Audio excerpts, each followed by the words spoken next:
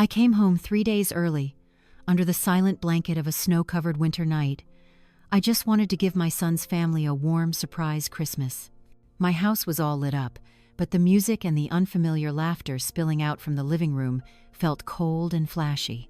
I parked my car down the end of the road and slipped through the old garden path, the one I knew like the back of my hand. And that's when I saw her, my daughter-in-law, standing all alone on the side porch in the biting cold, her thin shoulders shaking with silent sobs. Inside, through the window, my only son was raising a glass, laughing and celebrating with another woman and her family, toasting his victory right on top of his own wife's heartbreak. No one knew I was there. I stood in the shadows, and in that one single moment, the whole terrible picture of betrayal came into sharp focus. My name is Mary Ann Connolly. I'm 66 years old. My whole life is tied to the sea here in Kennebunkport, Maine, and this is my story. A story of a woman who spent her life building a home, only to return and find that the very child she had raised had handed the keys to the invaders. If this story speaks to your heart, I hope you'll follow along for more meaningful life stories like this one. Your support is the greatest encouragement for us to keep sharing. I'd love to hear what you think in the space below, and if you have a story of your own, please don't hesitate to share it with our little community. I'd come back from a business trip unannounced, with the simple idea of surprising the ones I love for the holidays. The plane from London had touched down in Portland 3 days ahead of schedule. Sitting there in the first-class lounge, I had a choice: check into a nice hotel, enjoy a few quiet days to myself before heading home on Christmas Eve as planned, or just get in the car and drive. The pull of home, the thought of seeing Laura's smiling face and hearing the laughter of my 2 grandchildren, it won out over any jet lag. I wanted a real Christmas, you know?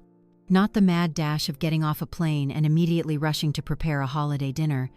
I was craving that peaceful, warm feeling of family, something that all the money in the world just can't buy. The drive from the Portland International Jetport to Kennebunkport is a road I know by heart, every tree, every turn. Winter in Maine has a harsh kind of beauty, but it's romantic too. The bare pine branches were heavy with fresh white snow, looking like nature's own delicate sculptures. The air outside the car was biting cold, but inside, the heater was humming and a soft jazz tune was warming my soul. Driving through the small coastal towns, I saw houses all dressed up in their holiday best, warm yellow light spilling from the windows, painting pictures of families gathered around the fireplace. My own heart swelled with a quiet joy, an eagerness to be a part of that scene, in my very own home. That house, it's more than just wood and stone. It holds my entire life. My late husband Michael and I bought this piece of land 30 years ago, when we had nothing but empty pockets and a very big dream. Together, we built the Connolly's Harborside Inns, turning old coastal houses into cozy, luxurious getaways. Michael's been gone for 5 years now, but his legacy, his spirit, it feels like it's still in every corner of that house, in the sound of the waves crashing just outside. And the person who kept that spirit alive, surprisingly, wasn't our only son, Kevin. It was Laura, his wife. Laura. Oh, that sweet girl came into our family like a breath of fresh air. She wasn't just a daughter-in-law. She became the daughter I never had. She was smart, dedicated, and had a heart of pure gold. Laura picked up the business in no time. As Kevin grew more and more indifferent, bored with the responsibilities of management, it was Laura who stepped up. She became my right hand. Nearly a year ago, when Kevin decided to leave his family to chase some pie-in-the-sky startup in Boston with another woman, Laura had a choice. She could have taken the children, started a new life, cut all ties with us, but she didn't. She stayed. She told me, "Mom, this is the children's home and it's my home too. I can't leave this place, and I can't leave you all alone." From that day on, our bond grew even stronger. We weren't just mother and daughter-in-law, we were partners, we were friends, 2 women steering the family ship through a terrible storm. And Kevin, the son in whom I had once placed all my pride and hopes, had become a source of quiet disappointment. He's a smart boy, got the degrees to prove it, but he lacks grit and self-respect. He lived in the long shadow of his father, and instead of trying to step out of it, he chose to just give up, content to live off the $5,000 a month allowance I was still sending him. His calls became less frequent, and when he did call, it was always about money. money for marketing expenses, money for some can't-miss investment opportunity. And then, Tiffany appeared. I'd never met her, only seen her in the pictures Kevin would post on social media now and then. A young, beautiful girl with a professional-looking smile and eyes that always seemed to be calculating something. A mother's intuition told me this woman was trouble, that her influence on Kevin was toxic. But I tried to brush it off, telling myself my son was a grown man, that he had the right to choose his own life. I was wrong, terribly wrong. To make sure my surprise was perfect, I didn't pull right into the driveway. I parked the car down the street, hidden behind a row of snow-covered pines. My boots crunched in the soft snow, the only sound in the still night air. The sea wind blew in cold gusts, carrying that familiar salty smell of Kennebunkport. When the house came into view, I stopped dead in my tracks. It wasn't quiet like I'd imagined. Lights were blazing from every window, lighting up the whole corner of the sky. And I could hear music, loud chatter and laughter. A party? Laura would never throw a big party on Christmas Eve without telling me. A knot of unease started to tighten in my stomach, colder than the winter wind seeping through my coat.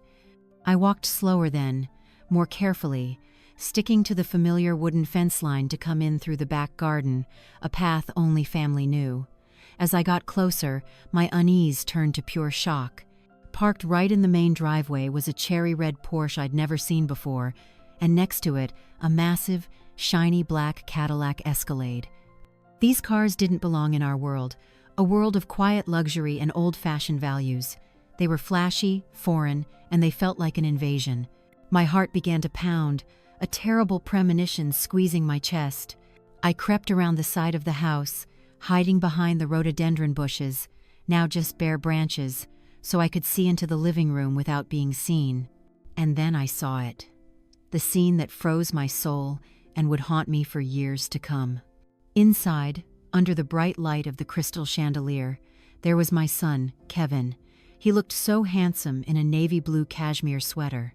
He was smiling, a bright, smug smile I hadn't seen on his face in a very long time. His arm was wrapped around the waist of Tiffany, the woman I'd only seen in photos. In person, she was even more striking, poured into a tight red dress, her blonde hair styled perfectly. Next to them stood an older man and woman, undoubtedly her parents, who were looking around the room with an undisguised greed, as if they were appraising a property that was about to be theirs. They all raised their glasses together, the crystal clinking loudly, drowning out the soft Christmas music. They were celebrating, a triumphant celebration, right inside my home. But that wasn't the worst of it. The worst part, the part that shattered my heart into a million pieces, was outside. On the side porch, tucked away behind the climbing rose trellis, now withered by the frost, a small figure stood with her back to all the noise inside. I knew who it was instantly, Laura. She was wearing just a thin sweater, her arms wrapped around herself, not to fight the cold, but as if to hold herself together. In the dim light from the porch lamp, I could see her slender shoulders shaking uncontrollably. She wasn't making a sound, but I knew, with every fiber of my motherly being, that she was crying. Silent, hopeless tears, falling in the most profound loneliness, while her husband and those strangers celebrated their presence on top of her pain. Laura's silence was more terrifying than any scream. It was the sign of a pain that had been pushed down to its absolute limit, a helplessness that had hit rock bottom. I stood there in the darkness of my garden, my heart feeling like it was being squeezed in a vice. The initial anger gave way to a chill that went straight to my bones. I no longer saw my son in the man laughing and celebrating in there. I saw a stranger, a traitor who had opened the gates and let the wolves into his own home to tear his family apart. Any last illusion I had about Kevin, any glimmer of hope that he would grow up and come back to us, all of it vanished in the freezing May night. I needed to know more. I needed to understand the full scope of this betrayal, to get the whole picture of their plan. My gut told me this wasn't just some awkward family introduction. There was a deeper purpose here, a dark plot being woven right inside the home I had spent my life building. I backed away, moving silently through the deep snow so I wouldn't make a sound, and circled around to the main balcony. Thankfully, the dense pine shrubs that Michael and I had planted years ago now served as the perfect hiding spot. From here, I had a clear view into the living room through the large French doors, and more importantly, I could hear everything if someone stepped outside. Inside, the party was still going. I saw Kevin pouring more champagne for Tiffany's father. The man, with his ruddy face and a meticulously trimmed mustache, patted my son on the back with a phony sort of warmth. His eyes kept darting around the room, not with the admiration of a guest, but with the assessing gaze of a merchant. He was calculating the value of everything: the antique grandfather clock from the 18th century, the landscape painting by a famous local artist above the fireplace, the Italian leather sofa. Tiffany's mother, a woman with brassy blonde hair and overfilled lips, was running a finger covered in diamond rings over the surface of the mahogany table, a look of pure satisfaction on her face. They weren't guests. They were conquerors, surveying their new territory. Just as I suspected, the air inside must have gotten a little stuffy. The French door slid open, and Tiffany and her father stepped out onto the balcony for a bit of fresh air, or more likely for a private conversation. They stood just a few feet from where I was hiding, separated only by a thin pane of glass and a few bushes. They thought they were alone, completely unaware that they had an unwilling audience member listening to their every single word. "You've done well, sweetheart," her father began, his voice low and smug. He pulled out a cigar, lit it, and blew a cloud of white smoke into the frigid air. "That boy is wrapped right around your little finger. I've never seen a fool so easy to manipulate." Tiffany let out a short, sharp laugh.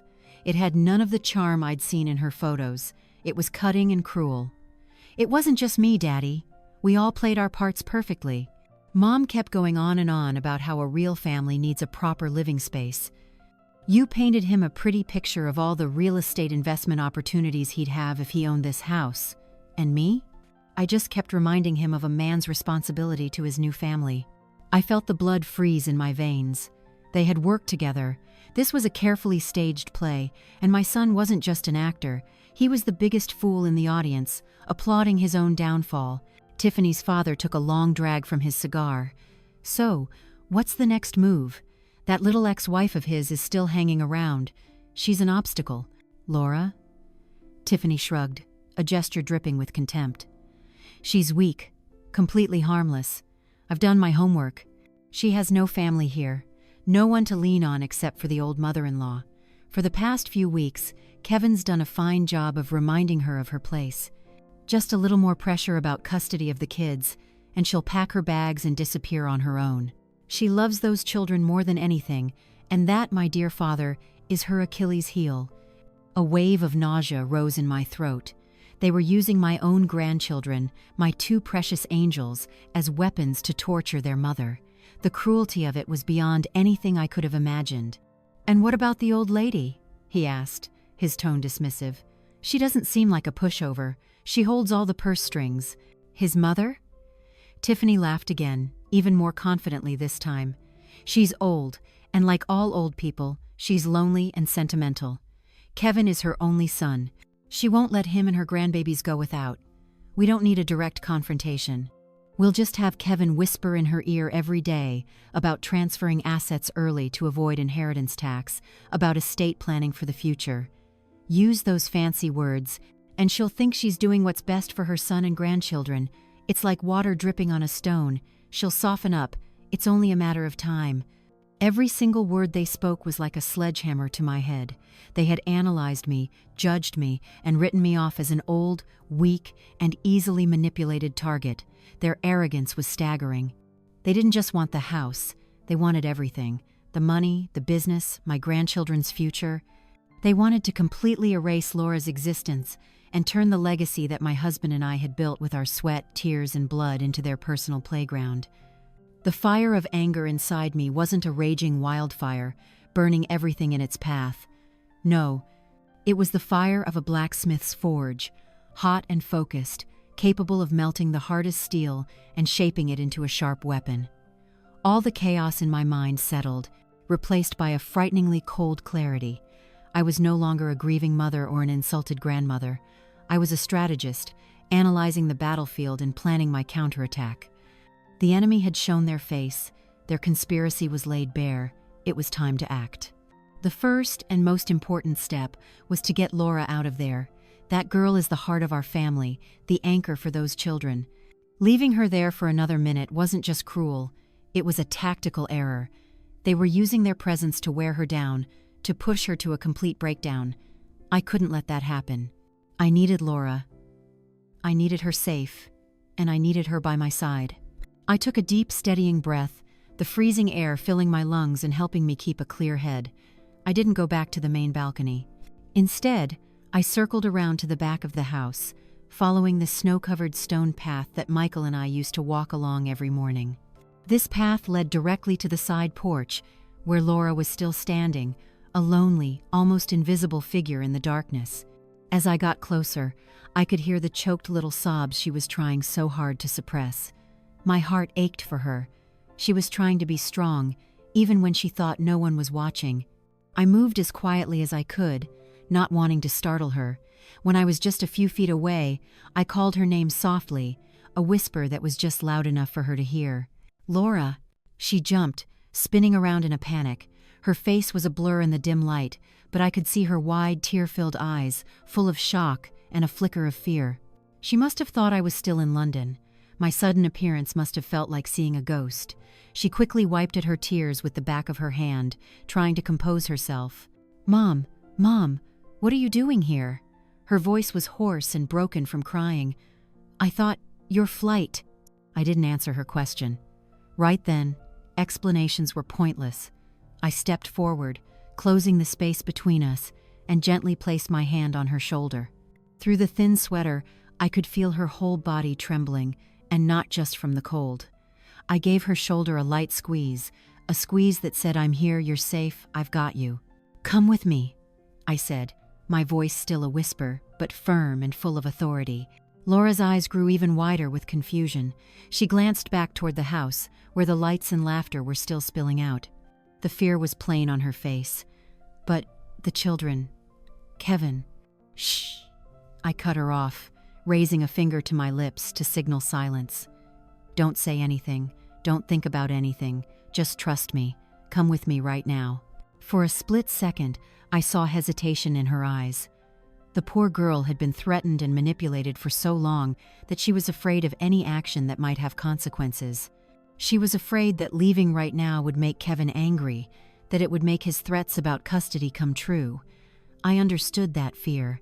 But I also knew that if she didn't get out of there right then, she would be completely swallowed by it all. I looked her straight in the eye, my gaze steady and allowing no room for refusal. I tried to pour all the strength I had into that look. "I'm here now," I whispered. "I won't let anyone hurt you or the children, but right now we have to go." That was all she needed to hear. A flicker of trust ignited in her tear-filled eyes. The weight she had been carrying all alone for weeks seemed to lift just a little. She wasn't alone anymore. She nodded, a small but decisive gesture. I didn't waste another second. I took her icy hand in mine, lacing my fingers through hers. Her hand felt so small and fragile. I led her away, not back through the garden path I had come, but straight out the back, through the sleeping winter garden, toward the small, little-used road behind the house. We moved like two ghosts in the night, our feet sinking into the snow, with only the sound of the sea wind whistling through the bare trees for company. Every step away from that house was a step away from the lies, the betrayal, the poison. The biting cold air didn't bother me anymore. In fact, it sharpened my senses. I could feel the tension in Laura's body slowly start to ease the farther we got from the house. We circled around to where I had parked my car. I opened the passenger door for her, waited until she was inside, and then walked around to the driver's side. When the car doors closed, shutting out the world, a profound silence fell between us. It felt like the quiet after a storm, even though I knew the real storm was just beginning. I started the engine and turned the heat up all the way. I didn't drive off just yet. I turned to look at Laura. In the faint light from the overhead lamp, I could really see her face. She was pale and drawn, with dark circles under her eyes. The exhaustion and heartache were etched into every feature, but in those eyes, I no longer saw despair. I saw a fragile glimmer of hope, and above all, an absolute trust in me. "Thank you, Mom," she whispered, her voice cracking. I reached out and gently wiped away a tear that had just rolled down her cheek. "There's nothing to thank me for, sweetheart," I said, my voice solid as a rock. "It's my job to protect my family, and you, my dear, you are my family." I put the car in gear and pulled away from that quiet street, leaving the brightly lit house and the party of liars behind us. I already had a destination in mind: the Admiral's Rest, the crown jewel of our Connolly's Harborside Inns. It was in a small town, about a 20-minute drive from Kennebunkport, far enough to create a safe psychological distance, but close enough for me to stay in control of the situation. The Admiral's Rest wasn't just our most luxurious property, it was a fortress. I knew every employee there. They were loyal and discreet. Tonight, it would be our sanctuary, our war room for the counterattack that was to come. As the car glided through the night, a comfortable silence settled between us. It wasn't awkward, it was a necessary pause for both of us to catch our breath. Laura sat quietly, her hands clasped in her lap, staring out the window at the snowflakes dancing in the headlights. I knew she was trying to piece together the shattered fragments of her thoughts. I didn't push her. I gave her the space and time she needed. When we arrived, the night manager, a man named Paul who's worked for me for over 15 years, greeted us with a look of surprise that he quickly masked with pure professionalism. He didn't ask a single question about my sudden arrival or about Laura's obvious distress. He simply said, "Welcome back, Mrs. Connolly. The presidential suite is ready for you." "Thank you, Paul," I replied. "I need absolute privacy. No one is to disturb us for any reason. And could you please have a pot of honeyed ginger tea and some shortbread sent directly to the room?" "Of course, ma'am. It will be taken care of immediately." The presidential suite was on the top floor, with a private balcony overlooking the roaring Atlantic. It was a spacious room, elegantly furnished with cherry wood furniture, thick Persian rugs, and a fireplace that was already crackling cheerfully. The warm, luxurious atmosphere was the complete opposite of the cold, toxic one we had just escaped. I helped Laura out of her coat and led her to the soft velvet sofa in front of the fire. I wrapped a warm cashmere throw blanket around her shoulders. When the room service attendant brought the tea and quietly left, I poured a steaming cup and handed it to Laura. "Drink this, sweetheart. It'll warm you up." Laura took the cup with both hands, as if drawing warmth from the porcelain itself. She took a small sip, then fell silent. The firelight danced across her pale face. I sat down beside her, saying nothing, just waiting patiently. I knew that once the emotional dam broke, the flood would come. And it did. At first, it was just one choked sob, then two, then three. Then, as if she could hold it back no longer, Laura burst into tears. Not the silent tears she'd cried on the porch, but racking, heartbreaking sobs, the cries of a soul that had been tortured to its breaking point. I didn't say a word. I just scooted closer, put my arm around her, and pulled her head onto my shoulder. I let her cry, letting her release all the pain, all the fear, all the humiliation she had been forced to endure all by herself. When the sobs finally quieted down, leaving only uncontrollable shivers, Laura began to talk. Her voice was weak and broken, but her words were like shards of glass, sharp and painful, cutting into my heart. "It started about 3 weeks ago," she whispered. "Kevin came back suddenly. He didn't bring Tiffany with him. He said the project in Boston wasn't going well and that he missed the kids. I had a little bit of hope, Mom, a foolish little bit of hope that he had realized his mistake." She paused, taking a shaky breath. "But I was wrong. He was only home for 2 days, playing the part of the perfect father. Then he started in on me. He started talking about how I wasn't capable of managing a large family estate like ours, that I was too naive and would be easily tricked by outsiders. He said that as the only son, it was his duty to protect his father's legacy." I tightened my arm around her. "What did you say?" "I argued with him," she replied, her voice a little stronger. "I told him that you and I were managing everything just fine. I told him he had willingly given up that responsibility a long time ago. That's when he got scary." Laura looked up at me, her eyes wide with the remembered terror. "He didn't yell, Mom. If he had yelled, maybe I wouldn't have been so scared. He just looked at me with these ice-cold eyes and he said, 'Laura, don't be naive. Who do you think you are in this house? You don't carry the Connolly name. If this goes to court, who do you think has the advantage?" My blood began to boil. "He threatened you?" Laura nodded, fresh tears starting to fall. "He brought up custody. He said that with your financial resources, he could hire the best lawyers in the country. He said he would prove that I was emotionally unstable after being left by my husband, that I was deliberately keeping the children from their father. He said I would lose them. Lose Lily and Noah. Oh, Mom, I can lose everything, but I can't lose my babies." That "oh, Mom" was like a knife twisting in my heart. I could feel her desperation, the most primal fear of a mother. Kevin, the son I had given birth to, had used the sacred bond of motherhood as a weapon to torture the woman who had loved him and given him 2 beautiful children. "And when I tried to call you," Laura continued, "he stopped me. He said you were on an important trip, that you needed to rest after so many years of hard work. He said I shouldn't be selfish and bother you with our little domestic problems. He made me feel guilty, like reaching out to you for help was a burden." The deviousness of it was unbelievable. He didn't just threaten her, he isolated his prey, cutting off every escape route, every source of support. He had turned Laura into a prisoner in her own home. "And then, Tiffany," Laura whispered, the name like a curse. "Kevin announced that she and her family were coming for Christmas dinner. I told him no. I screamed at him that he had no right, and he just calmly said, 'I have every right. This is my mother's house. And if you make a scene, I'm calling my lawyer tomorrow morning.' I had to give in, Mom. I was so scared. I just kept praying that if I could just get through this one night, they would leave and it would be over." Her story ended there, but the damage lingered. It wasn't just a series of events, it was a damning indictment of emotional abuse.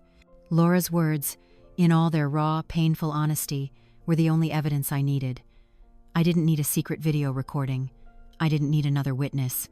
I had the victim's testimony, a testimony validated by her tears, her fear, and her boundless love for her children. The anger inside me was now distilled into something much more potent, a need for justice. I wasn't just going to punish them, I was going to get justice for Laura. I would make sure that the people who caused this pain would pay a price they would never, ever forget. I gently pushed Laura back so I could look her in her tear-stained eyes. "Listen to me, Laura," I said, my voice now calm and steely. "You did nothing wrong. You are a wonderful mother, and you did what you had to do to protect your children. But now, you don't have to fight this alone anymore." I stood up and walked over to the antique writing desk in the corner of the room. "Now, you let me fight for you." I picked up my phone. After hearing Laura's entire story, I felt a profound shift inside me. Her pain had become my pain, and her outrage was now magnified by a mother's fury. But strangely, in the middle of that emotional hurricane, my mind became sharper and more focused than ever. There was no more time for tears or hesitation. It was time for action, swift, decisive, and absolute. The enemy had made a fatal mistake. They had attacked my weak spot, but in doing so, they had woken the sleeping beast inside me. I left Laura on the sofa, curled up in the warm blanket, completely drained after pouring her heart out. She drifted off to sleep almost immediately, the fitful sleep of someone who had endured far too much. Watching her sleep, so fragile and hurt, my resolve hardened into steel. I would turn this luxurious suite into my command center. Tonight, I would rebuild our family's fortress, and this time, the walls would be made of impenetrable legal steel. I walked over to the oak writing desk in the corner. In the warm lamplight, my reflection in the mirror opposite me looked like a stranger. The familiar wrinkles of a 66-year-old woman were there, but my eyes were different. They weren't tired from a long flight anymore. They held a cold, calculating glint. I sat down and pulled out my phone. It was time to make the calls that would reshape all of our futures. The first and most crucial call was to David Miller, my family's lawyer. David wasn't just legal counsel, he was the son of Michael's best friend. He had grown up alongside our business, and he knew every intricate detail of our assets and family structure. It was nearly midnight, but I knew David was a workhorse. I dialed his number. The phone rang 3 times before he picked up, his voice groggy but still professional. "Miller Law, David Miller speaking." "David, it's Mary Ann Connolly," I said, my voice flat, devoid of emotion. "I apologize for the hour, but we have a situation of the utmost urgency." The sleepiness in David's voice vanished instantly. "Mrs. Connolly, what is it? I thought you were still in London." "I'm back, and what I've found requires us to act tonight." I didn't waste time with the emotional details. David was a lawyer. He needed facts and instructions. "I need you to immediately draft documents to amend my entire estate plan. First, I want to disinherit my son, Kevin Connolly, completely and irrevocably. Leave him $1, as I understand that's the way to prevent him from contesting it later." There was a stunned silence on the other end of the line. I could picture David's shocked expression. "Disinherit him? Mrs. Connolly, that's an incredibly serious step. Are you absolutely sure?" "More sure than I've been of anything in my life," I replied, my voice like ice. "Second, and this is the most important part, I want to establish an irrevocable trust. My entire estate, the inn franchises, the investments, the real estate, including the house in Kennebunkport, is to be transferred into this trust, effective immediately." "An irrevocable trust," David repeated, his tone cautious. "You understand that once it's established, you cannot change or dissolve it, correct?" "I understand perfectly. That's the entire point. I want the sole lifetime beneficiary of this trust to be my daughter-in-law, Laura Connolly. Upon Laura's passing, the entire estate will be divided equally among her children, my grandchildren. Kevin gets nothing. Not now, not ever." The silence this time was even longer. David was processing the information. "Mary Ann, may I ask the reason for this sudden and drastic change?" "You don't need to know the reason, David," I said firmly. "You just need to know that my family is under attack from within, and I am taking the necessary measures to protect the innocent parties. I need these documents drafted, reviewed, and ready for my signature within the next 2 hours. And I need them notarized and legally binding before sunrise. I don't care what notary you have to wake up or how much it costs. Get it done." "I understand," David finally replied, his voice now shifted into efficient, professional mode. "It will be difficult, but I'll make it happen. I will have drafts for your review by email within the hour." "Good. Thank you, David." I hung up, not letting the conversation drag on. The first chess move had been made. The first legal wall was going up. The second call was to Tom Sullivan, a locksmith and security expert I'd relied on for 20 years. Tom was an ex-military man, quiet but incredibly efficient and trustworthy. Tom answered on the first ring, his voice gravelly. "Sullivan." "Tom, it's Mary Ann Connolly," I said quickly. "I have an emergency job for you at my house in Kennebunkport." "Mrs. Connolly, at this hour?" "Yes. I need you and your crew there immediately. Change every lock on the house, front door, back doors, garage, everything. And more importantly, I want a brand new security system installed, the best you have, with surveillance cameras, motion sensors, and an alarm connected directly to the police department. Everything must be finished by 5 a.m. "On Christmas Eve, ma'am? That's going to be expensive." "Money is no object, Tom," I replied. "I'll pay triple your holiday rate, plus a $5,000 bonus for you and your crew if the job is done on time and discreetly. No one inside the house is to know until it's over." "Understood, ma'am. We'll be there in 45 minutes. Tom didn't ask another question. That's why I trusted him. I hung up. The physical wall was being built.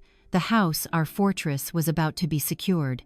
The final call, and perhaps the most emotionally difficult, was to John Peterson, the police chief of Kennebunkport. John wasn't just a lawman, he was a family friend who used to go fishing with Michael every summer. "John, it's Mary Ann," I said, my voice a bit softer.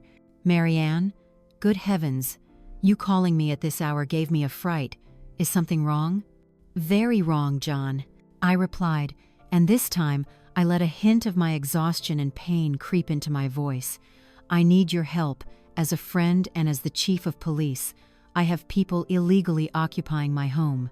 "Illegally occupying? What do you mean? Burglars?" "Worse, John. It's family. My son, Kevin, and his girlfriend's family. They entered the house under false pretenses, and they have been threatening and emotionally abusing my daughter-in-law, Laura. I have reason to believe they are conspiring to illegally seize my property." John was quiet for a moment. "Mary Ann, this is a domestic issue. It's very tricky. My hands are somewhat tied in these situations. I understand that, John, I said, anticipating his hesitation, but they are no longer guests. As the sole legal owner of the property, I am officially revoking their permission to be there. I want them legally escorted off my property in the morning. I need a police presence to ensure it happens peacefully and to prevent any trouble. Do you have proof of the threats? I have the testimony of the victim, my daughter-in-law, who is with me right now. Her word is more than enough, and by morning, I will have legal documents proving they have no claim to that house. John, I will not have my daughter-in-law and my grandchildren face those people for one more second. I need your help. I heard John let out a long sigh on the other end of the line. All right, Marianne, for our friendship and for Michael, I'll have myself and 2 officers at your house at 6 a.m., but you have to be sure about this. Once we do this, there's no going back. I'm sure, John, I replied, my voice hardening again. There is no going back. I ended the last call. I turned and looked at Laura, sleeping peacefully now.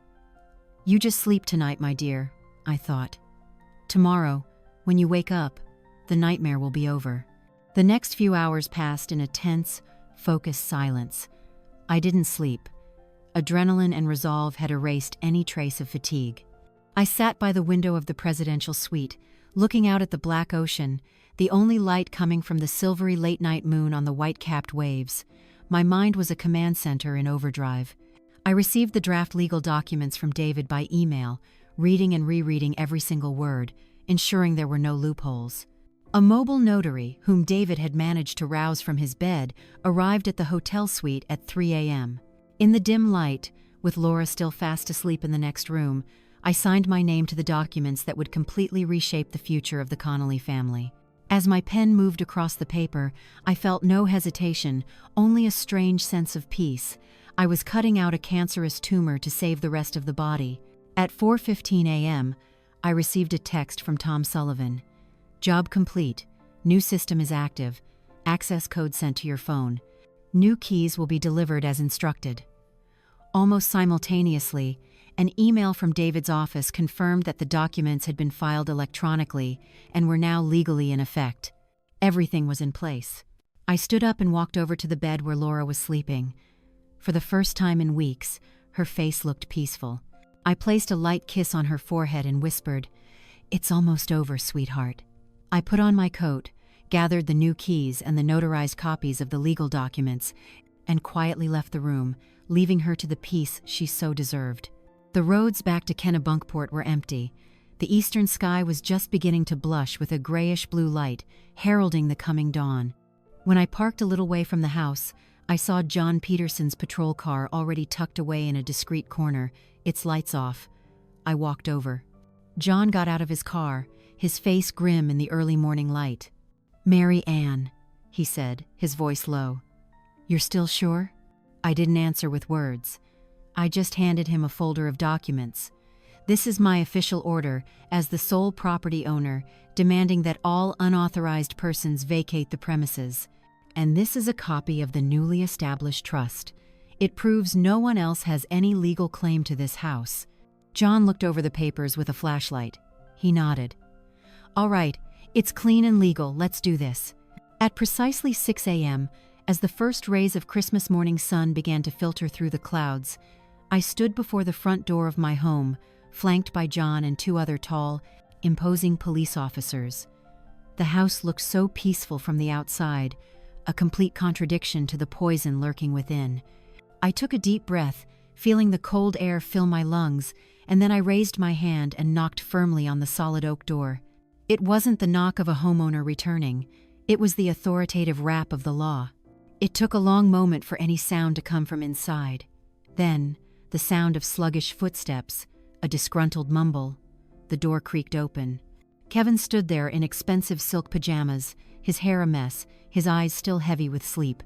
When he saw me, standing next to the chief of police and 2 officers, the sleepiness vanished from his face, replaced by utter, bewildered shock. "Mom? What the hell is this?" he stammered. "The police? Why, Mom, what the hell is going on?" he stammered, his hand still loosely on the doorknob. "Cops? Why are there cops here on Christmas morning? I didn't let him finish. My voice cut through the early morning air, not loud but as sharp as an icicle. Kevin, you and all of your guests have 30 minutes to gather your personal belongings and vacate this house immediately. Your permission to be here, as my guests, has been officially revoked. The bewilderment on Kevin's face twisted into anger and a flicker of ridiculous disbelief. What are you talking about? Are you crazy? You've been flying all night. You're not thinking straight. This is my house. He emphasized the word my, as if it were an undeniable fact. No, I replied, my voice steely, every word clear and final. This is my house, the one your father and I built with our own sweat and tears, and it will never be yours. Not like this, at least. The noise and the sharp tone of our voices had woken the others. And then she appeared, Tiffany. She emerged from behind Kevin, wrapped in a fluffy pink silk and feather robe that looked completely out of place in the Maine morning. Her blonde hair was in a messy but deliberate topknot, her makeup from the night before still perfectly intact. When she saw the police, she just arched an eyebrow in annoyance, as if they were servers interrupting her breakfast. But when she saw me, a condescending, mocking smile spread across her overfilled lips. "Well, look what the cat dragged in," she said, drawing out her words dramatically. "The dear mother-in-law. Must have been a rough flight, huh? Look at you. You look exhausted. What are you planning to do? 'Cause a scene on Christmas Day? How embarrassing. What will the neighbors think?" Her parents were now hovering in the hallway behind them, their faces wearing the same smug expressions, as if they were watching some amusing drama put on by a crazy country bumpkin. I completely ignored Tiffany's provocation. My eyes were on her, but my gaze was so cold it was as if I were looking through a dirty window pane. I then shifted my gaze to her parents, the silent accomplices. "You people are not family. You are intruders, and your party and your time here is over." That got Tiffany's full attention. The smirk on her face froze. She stepped forward, standing shoulder to shoulder with Kevin, puffing out her chest like she was the lady of the house. "What are you talking about?" she said, her voice rising.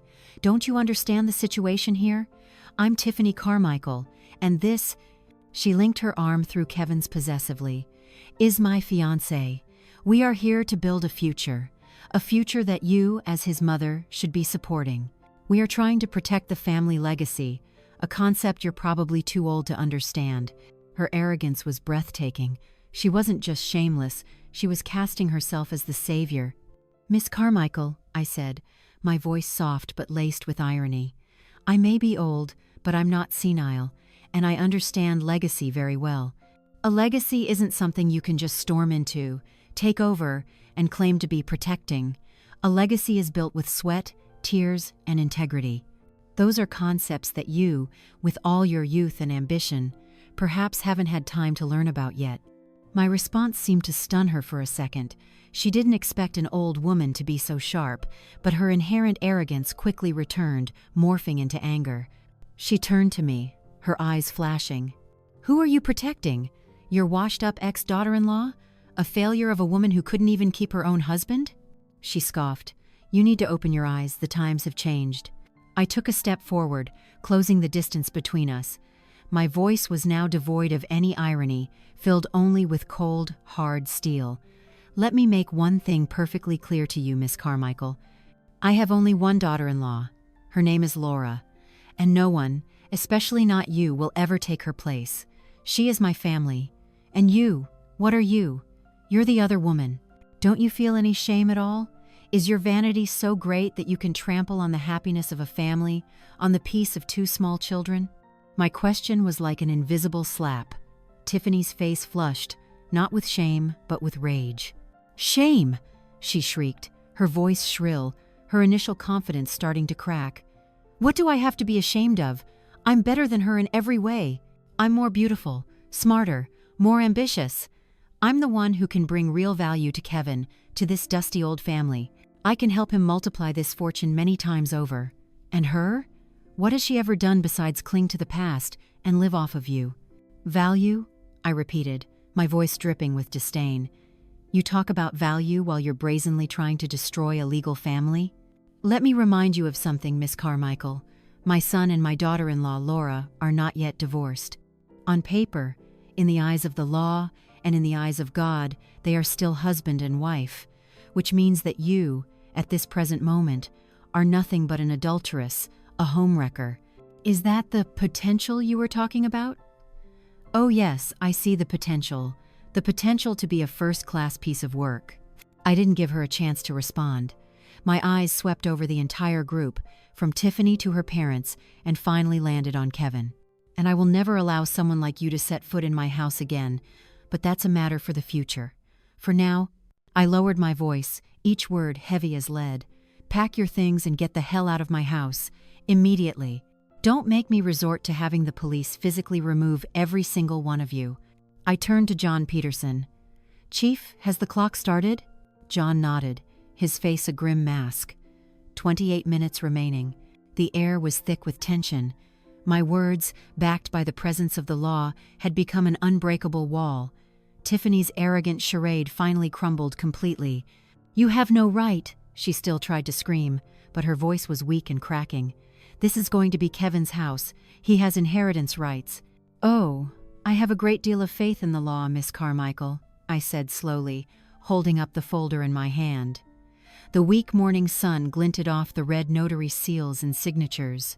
And the law says that as of 4/2 this morning, an irrevocable trust was established. My entire estate, including the house you're standing in, the ground beneath your feet, and the very air you're breathing, has been transferred into it. I paused, letting my words sink in. The sole lifetime beneficiary of this trust is Laura Connolly, and then her children. Kevin gets nothing. His name isn't even mentioned. So, according to the law, you have absolutely no rights here. You are in fact trespassing. The color drained from the faces of Tiffany and her parents as if they'd just witnessed a horrifying magic trick. The smugness vanished, the condescension evaporated. All that was left was shock and disbelief. Her mother mumbled something incoherent. Her father's face was beet red as he stared from me to the documents and back again. Tiffany whipped her head around to face Kevin, her voice a hiss. Kevin, say something. Tell her she can't do this. Our plan. But Kevin just stood there, his face as white as a sheet, his mouth hanging open. He knew me. He knew I never bluffed about things like this. He knew the game was over. Tiffany, still refusing to accept defeat, turned back to me, her voice full of scorn and fury. You're a fool. You can't see the potential. We could have doubled, tripled this fortune. Kevin, under my and my father's guidance, could have been a successful man. We were trying to save him from mediocrity. We were offering this family a brilliant future. And you've ruined it all out of the selfishness of a bitter old woman who's about to die. Just as Kevin started to open his mouth, probably to beg, I delivered the final blow, a killing strike aimed not just at him, but at the delusions of his co-conspirators. And don't even think about making this difficult, Kevin, because Laura told me everything. I looked my son directly in the eyes. Every threat, every bit of psychological manipulation, every detail of the takeover you all planned for weeks. You used your own children, Lily and Noah, your own flesh and blood, as weapons against their mother. You crossed a line that no decent human being, let alone a son, should ever cross. Those words seemed to break him completely. He swayed on his feet, his arms hanging limply at his sides, as if he'd been punched in the gut. All the fight went out of him, replaced by the crushing shame of having his cowardly, ugly truth laid bare in front of everyone, especially the woman he planned to marry. John Peterson, sensing the moment had come, took a step forward. His large frame filled the doorway. His voice boomed with authority, devoid of any emotion. You've heard the lady. You have 30 minutes. Personal belongings only. My officers will supervise to ensure no property is removed from the house. If you do not cooperate, you will be arrested for criminal trespassing. The clock is ticking. Chaos erupted. Tiffany screamed and cursed, calling me a wicked old witch. Her parents tried to argue legal points, but were quickly silenced by John's stony expression. Kevin just stood there, frozen like a statue, utterly defeated. I didn't go inside. I stood on the porch, my arms crossed, and silently watched their humiliating retreat. I watched them frantically stuffing clothes into expensive suitcases, watched the fury and failure on their faces. It wasn't a sight that brought me joy, but it brought me a sense of grim justice. This was the consequence of their choices, of their greed and their cruelty. Exactly 30 minutes later, they shuffled out, dragging their designer luggage behind them. As he passed me, Kevin looked up, his eyes a mixture of pleading and resentment. "Mom, why?" I looked him straight in the eye without a shred of mercy. "You're asking the wrong question, Kevin. The right question is, why did you?" I didn't wait for an answer. I turned my back.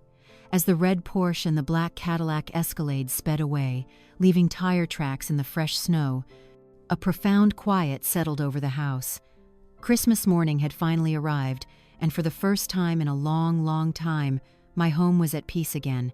When the last car of the invaders disappeared down the road, leaving behind only silence and the ugly slash of tire tracks on the pristine white snow, I didn't feel any triumphant joy. Instead, a heavy exhaustion washed over me, a weariness that came not just from a sleepless night, but from the weight of the decisions I'd just had to make. I had cut off a part of myself to save my family. The wound, though necessary, was excruciatingly painful. John Peterson walked over and placed a comforting hand on my shoulder. "It's over, Mary Ann. They're gone." I nodded, unable to speak. "Thank you, John. Thank you for everything." "It's my job," he said, but his eyes held the sympathy of a friend. "If you need anything else, just call me. And Mary Ann, you did a very brave thing today." After the police car left, I stood alone in front of my house. It was silent, still, but I could feel the chaos they had left behind inside. I took a deep breath and used the new key from Tom Sullivan to unlock the door. A solid, definitive click echoed in the morning air, the sound of security being restored. The inside was a mess. Half-drunken glasses of wine, plates of leftover food, and torn wrapping paper were scattered across the living room.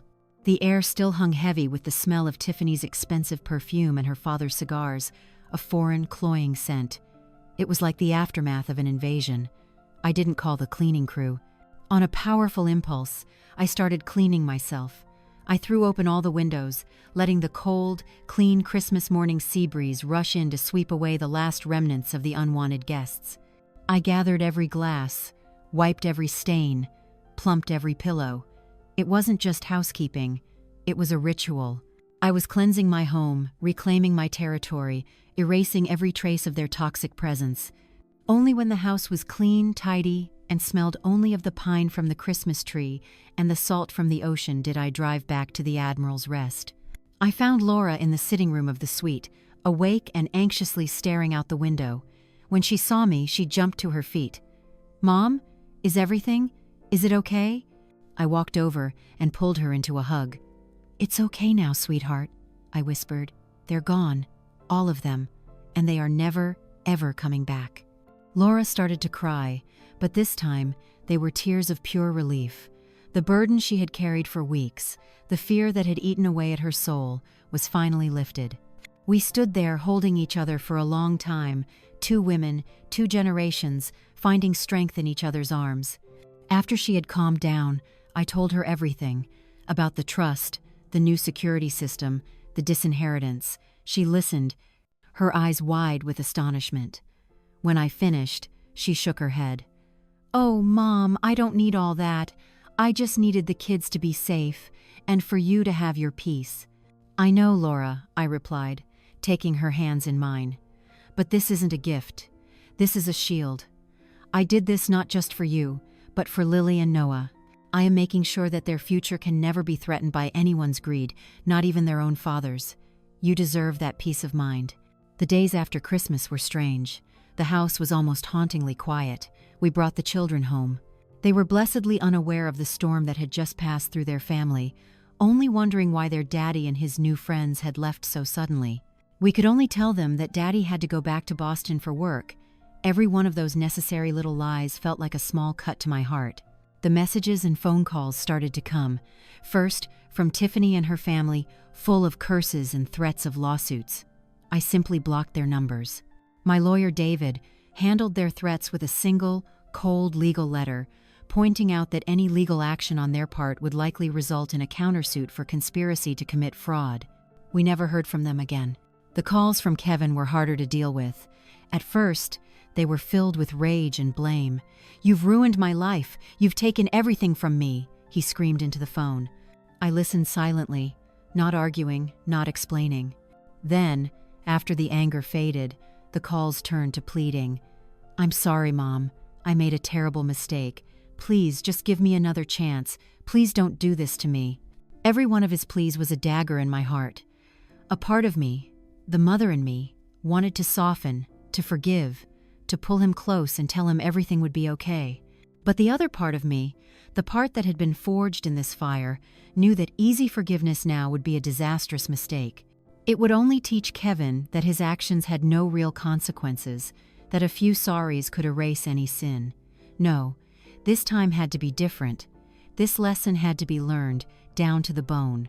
After 2 weeks of silence on my end, I finally decided to communicate with him, but on my own terms. I sent him an email, not a phone call. I needed the distance to keep my emotions in check. The email read, "Kevin, I have received all of your messages and calls. I am not going to debate what happened, as the facts are perfectly clear. You didn't just make a mistake, you made a series of conscious choices to betray your family's trust and to manipulate and threaten an innocent woman, the mother of your children. Those actions must have consequences. Therefore, these are my terms. They are not negotiable. For the next 5 years, there will be no contact between us, except in the case of a genuine health emergency involving the children. This means new calls, new texts, new emails. For the next 5 years, you will receive no financial support from me. The monthly allowance has been permanently terminated.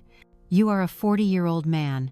It is time you learn to stand on your own 2 feet, earn your own living, and take responsibility for your own life. After 5 years, if you have proven through your actions, not your words, that you have truly changed, that you have become a man of responsibility, integrity, and respect, then I may consider re-establishing limited contact, primarily for the benefit of Lily and Noah. I am not doing this to punish you, Kevin. I am giving you a chance, perhaps the last one you will ever get, to find yourself, to build a life based on real value, not on inheritance or deceit. You can see this as a sentence, or you can see it as a path to redemption. The choice is yours." Mom. I hit send. A heavy but final feeling settled over me. 5 years. When I wrote that number down, it seemed like an eternity, a life sentence. But those years passed more quickly than I could have imagined, filled with work, with the joy of watching my grandchildren, Lily and Noah, grow up, and with a new kind of peace in our home. Laura absolutely blossomed. Freed from Kevin's toxic shadow, she was like a new person. She didn't just manage the Admiral's Rest brilliantly, she brought in fresh, new ideas that helped our little chain of inns thrive like never before. Our relationship grew beyond mother and daughter-in-law. We were a family, an unbreakable team. As for Kevin, true to my terms, he vanished from our lives. Not one call, not one text. The silence was painful at first, but I gradually came to accept it as necessary. Sometimes, I would wonder how he was, if he was okay. But I had promised myself and Laura that I would not interfere. I would let the consequences of his actions run their course. The only scraps of information I got came through the grapevine. A mutual friend in Boston mentioned seeing Kevin working at a small architectural firm, not as a manager, but as a regular designer. Another time, a distant cousin said he had moved into a modest rental apartment in the suburbs and was driving an old, used car. These little bits and pieces didn't tell me much, but they told me one crucial thing. He was supporting himself, for the first time in his life. Time ticked by. 2 years, then 2.5. The 5-year line I had drawn was still a ways off. I had almost settled into this new reality. But then, an opportunity presented itself, a chance not just to hear about his change, but to test it. One of my dearest friends, a property developer in Portland named Arthur, was planning to build a new boutique hotel. Over lunch one day, he was complaining about finding a talented but affordable architect. An idea sparked in my mind, a bold and perhaps slightly cruel idea, but a necessary one. "You know, Arthur," I said casually, "I might have a suggestion for you. There's a small firm in Boston called Urban Form. I've heard they have some pretty decent young architects. You might want to check them out." I never mentioned Kevin's name. I knew that was the firm where he worked. I wanted to see, if an opportunity came to him organically, how he would handle it. Arthur, suspecting nothing, took my advice. A few weeks later, he called me, his voice buzzing with excitement. "Marianne, you have a golden touch. That firm, Urban Form, has a fellow named Kevin Connolly. The man is incredibly talented. His initial sketches for my project are brilliant. I think I've found my guy." My heart skipped a beat. "Is that so? That's wonderful. But there's something funny," Arthur continued, his voice a little puzzled. "I offered to hire him directly for the project as a freelance gig, to save a little on costs, but he turned me down." I held my breath. "He turned you down? Why?" "He said it was too big of a project, and he wanted it done professionally through his firm. He said he didn't have the experience to shoulder all the legal and technical liability himself. He insisted on having the support and oversight of the senior architects at his company, even though it meant he'd only get a small fraction of the commission. Can you believe it? In this business, to find someone with that much humility and integrity." Arthur's words hit me like a lightning bolt. This was not the Kevin I knew. The Kevin I knew would have snatched that opportunity in a heartbeat, bragged about landing a huge contract, and then almost certainly would have messed it all up through his own arrogance and inexperience. But this man, this person who chose integrity and professionalism over a quick buck, was someone else entirely. It was the first glimmer of hope, real hope, but the skeptic in me was still cautious. Was this a lasting change, or just a fluke? I needed one final test, a test he would never know I had arranged. I called Arthur back. "Arthur, I have a proposal. Go ahead with the project through his firm. But when it comes time to sign the contract, I want you to slip in a little clause." I explained the clause I wanted. It was a trap clause, one you sometimes see in contracts with small, inexperienced contractors. It stipulated that any and all cost overruns beyond the initial estimate will be the sole responsibility of the architectural firm. It was a devastatingly one-sided clause, one that could bankrupt a small firm if the project hit any unforeseen snags. Any experienced architect or lawyer would spot it and reject it immediately, but someone desperate for the work might just overlook it. Arthur hesitated. "Marianne, isn't that a little mean?" "Just trust me, Arthur," I said. "It has a purpose. If he signs it without question, I will personally and secretly cover any cost overruns you have. But if he spots it and pushes back, well, that's all I need to know." A week later, my phone rang. It was Arthur. His voice was filled with sheer amazement. "Marianne, I don't know what kind of game you're playing, but it's working. That Connolly fellow reviewed the contract with his boss. They sent it back with a 3-page memo, pointing out that exact unreasonable clause and demanding its removal. He said, very politely but firmly, that a successful partnership must be built on trust and fairness for both parties. They said they would rather walk away from the project than sign a contract with that kind of risk." I closed my eyes, an incredible sense of relief washing over me.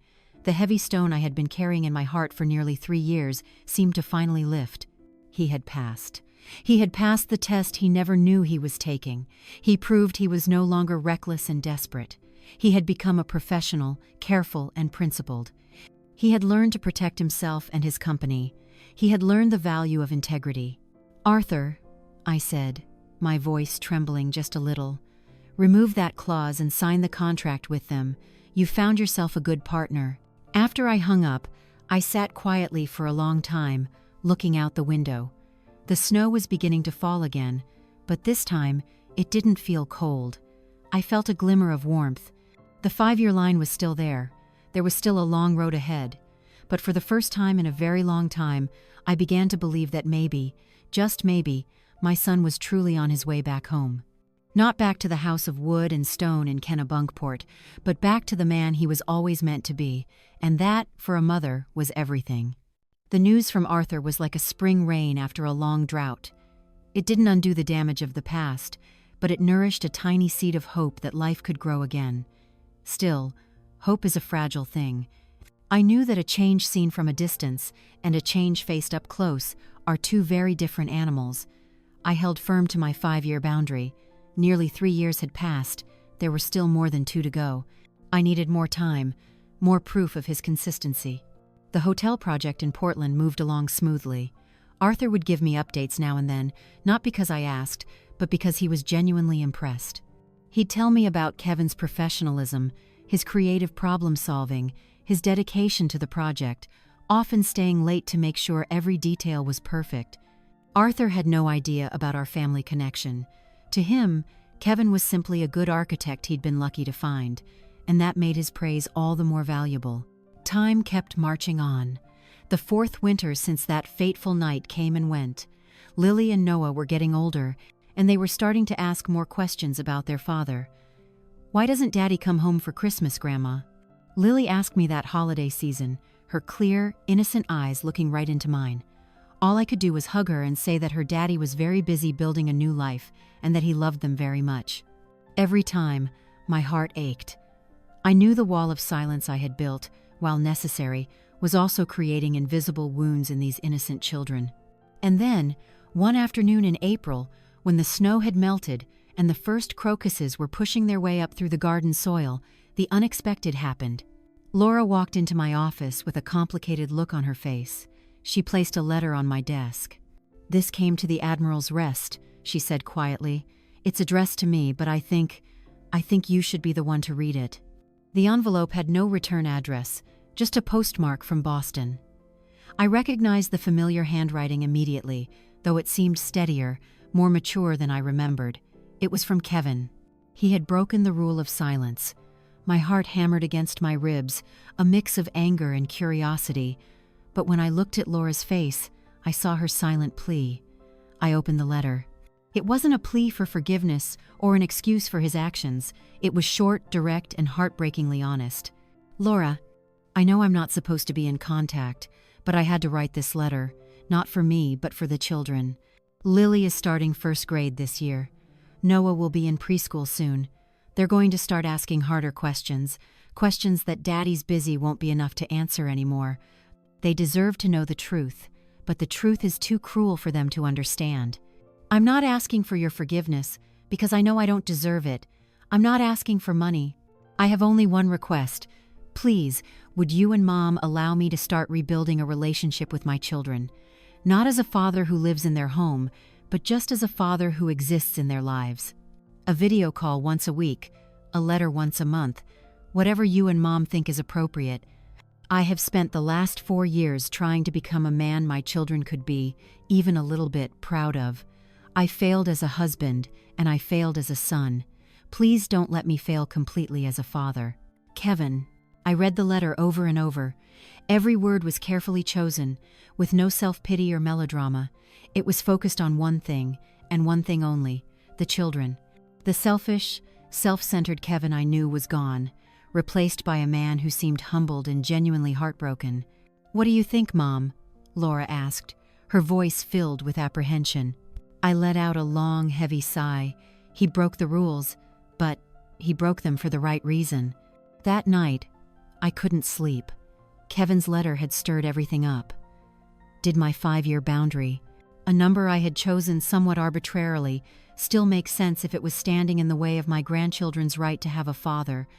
But if I gave in now, was it too soon? Would he think my resolve was weakening? Finally, I realized this was no longer a test for Kevin. It was a test for me. A test of my ability to distinguish between punishment and redemption, between stubbornness and compassion. The next day, I made my decision. I didn't reply to his letter. Actions would have to speak louder than words. I called Arthur. "Arthur, I need you to do something for me," I said. "I want you to schedule a meeting in Portland to discuss the next phase of the project, and I want the lead architect, Mr. Connolly, to be there. But don't tell him I'm coming." A week later, the meeting was held at Arthur's office. I arrived early and sat in the conference room, hidden behind a decorative screen I'd had Arthur set up. I could see everyone without being seen. My heart was pounding in my chest. Nearly 4 years. I was about to see my son for the first time in nearly 4 years. When he walked into the room, I almost didn't recognize him. The slick, polished look of the old Kevin was gone. He was thinner, with a few streaks of gray at his temples. He wore a simple but well-fitting suit. His posture wasn't arrogant anymore. It was the quiet confidence of a man who knew his job. He greeted Arthur and the other engineers professionally. For the entire hour-long meeting, he presented his plans clearly and concisely, answering technical questions with precision. He was a different man. When the meeting wrapped up, everyone started gathering their things. This was my moment. "Arthur!" I called out, stepping from behind the screen. Everyone in the room turned, startled. Arthur smiled. "Mary Ann, so glad you could stop by." But I wasn't looking at Arthur. I was looking at Kevin. The moment his eyes met mine, the world seemed to stop. All the color drained from his face. The briefcase he was holding slipped from his fingers and hit the floor with a dull thud. He just stood there, frozen, his eyes wide with a complex storm of emotions. Shock, fear, shame, and maybe, just maybe, a sliver of hope. The silence in the room was deafening. Everyone could feel the weight of the moment. I was the one who broke it. "Hello, Kevin." My voice was steady, but inside, a hurricane was raging. Seeing him in the flesh, the mother's ache returned with a vengeance, but I pushed it down. "Mom," was all he could manage to say, his voice thick and hoarse. "We need to talk," I said, my tone not a request but a command. Alone, Arthur and the others quickly took the hint and filed out of the room, closing the door behind them, leaving just the two of us, two people who were once mother and son, now two strangers connected by a painful past. The conference room door clicked shut, sealing us in a suffocating silence.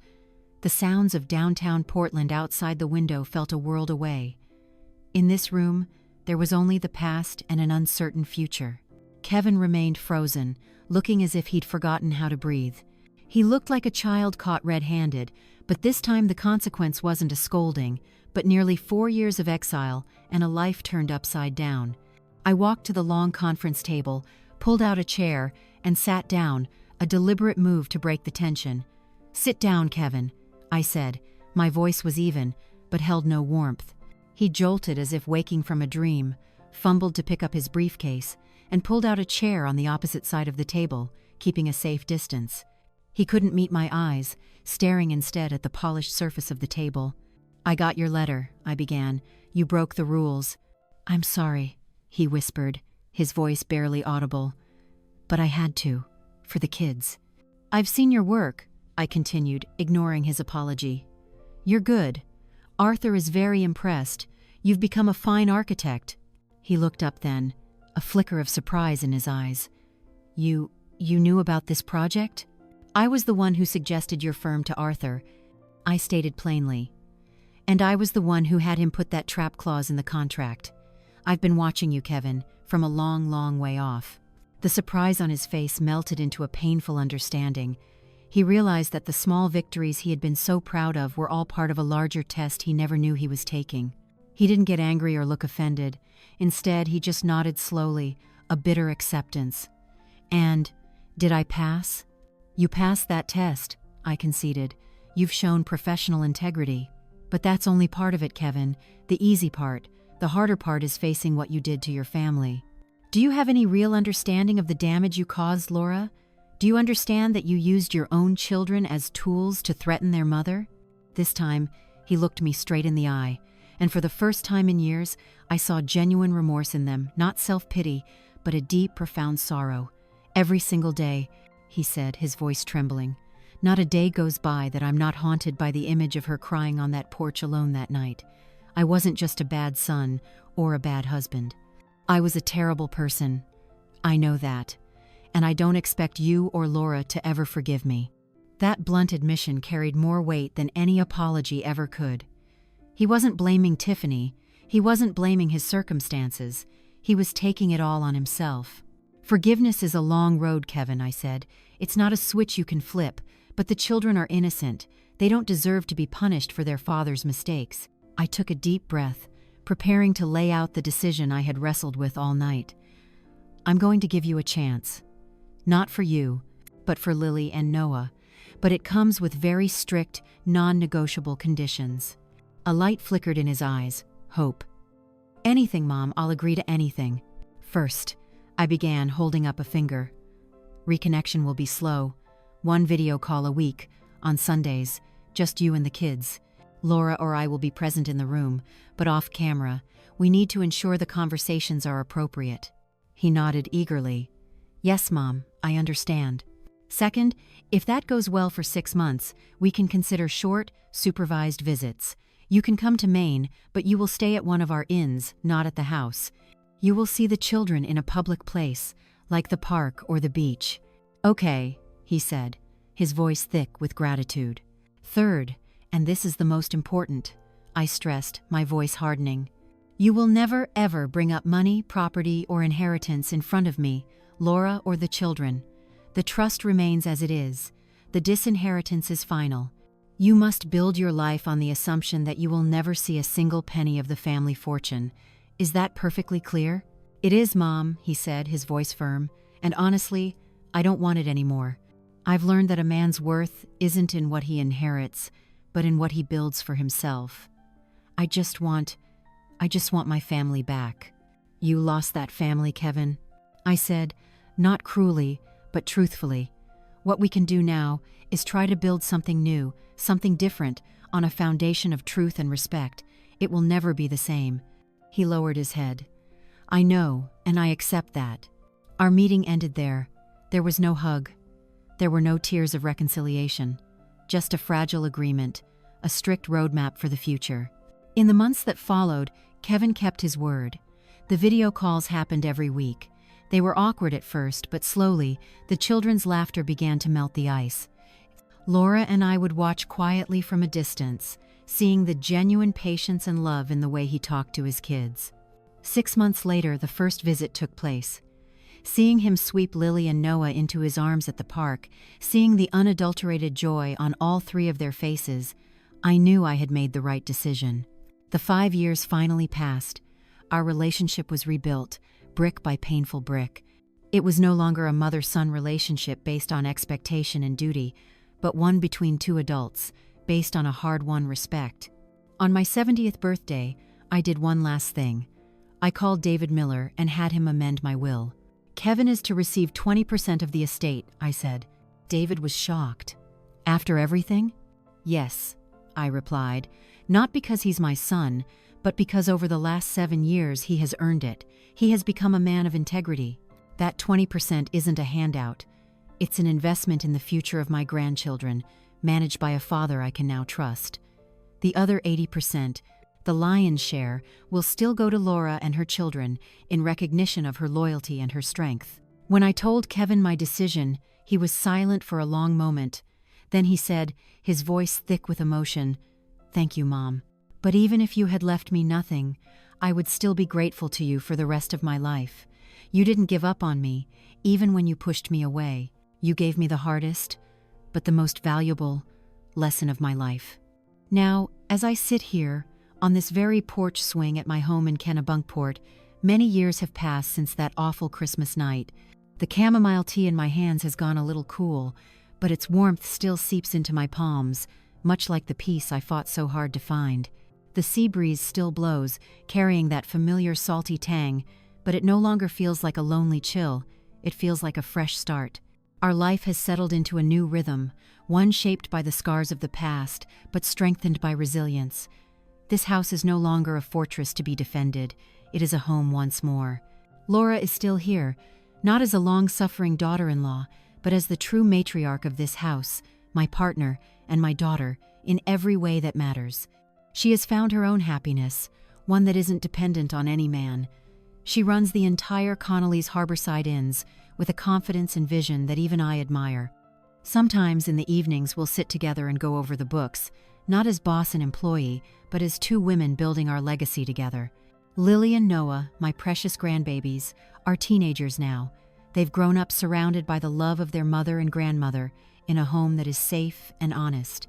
They know their father doesn't live with them, but they don't feel a void. Their relationship with Kevin has been carefully rebuilt. The weekly video calls turned into summer visits, into games of catch in the backyard and fishing trips off the coast. There are no false pretenses, no empty promises, just a genuine presence. They love their father, but they also understand, in that perceptive way that children do, that families come in all shapes and sizes. And Kevin, my son, never moved back to Maine. He built a real life for himself in Boston. The small architectural firm where he started is now a respected company, and he's one of the main partners. He isn't wealthy in the easy, inherited way he once dreamed of, but he has something far more valuable: self-respect. He remarried, a lovely, down-to-earth woman, an elementary school teacher who loves him for who he is, not for the Connolly name. They come to visit on major holidays, his little family in tow. And when I watch him patiently teaching Lily's little half-brother how to throw a baseball, or when I see him look at Laura with an expression of profound respect and unspoken regret, I know the change is real. Our relationship will never have the easy intimacy it once did. There will always be a distance created by the past, but it's a relationship built on truth, and to me, that's worth more. Looking back on it all, as a woman who has seen most of her life play out, I've learned a few things. I've learned that a mother's love isn't always an open embrace. Sometimes it's a firm hand pushing away, pushing your child out of a false sense of security and into the real world where they have to face the consequences of their own choices. It's a cruel act, one that breaks a mother's heart, but sometimes it's the most loving act of all. I had to let my son fall, and fall hard, to hit rock bottom, so he could find the strength to stand up and start climbing on his own. I also learned that family isn't always defined by blood. I gave birth to a son, but fate gave me a daughter. Laura, through her loyalty, her dedication, and her unconditional love, taught me that the bonds forged in respect and partnership are stronger than anything written on a birth certificate. Real family are the ones who stay with you when the storm hits, the ones who help you clean up the wreckage afterward. And perhaps the most important lesson was about legacy. When we were young, Michael and I thought our legacy was the houses, the money, the business empire we would leave to our children, but we were wrong. Those material things can be rotted by greed, destroyed overnight by betrayal. The real, lasting legacy is the values we live by and pass on. It's the integrity to stand tall in the face of temptation. It's the courage to protect the ones you love. It's the capacity for forgiveness, not to erase the past, but to allow a new future to begin. And it's the wisdom to know that a tree can only grow strong when its diseased branches have been ruthlessly pruned. I don't know if my story can help anyone, but if you, women, mothers, grandmothers like me, are ever facing a situation like this, I just want to say one thing. Never, ever underestimate your own strength. Your heart may be breaking, but your backbone must be made of steel. Draw your line in the sand and defend it with everything you have. Because in the end, your peace of mind and the safety of those who truly love you are the most precious assets of all, the ones no one can ever put a price on. Thank you for listening to my whole story. If it resonated with you, I hope you'll like, share, and follow our channel so you don't miss what's next. And please, do leave a thought below your perspective, your view, or your own story, so we can all connect and share with each other.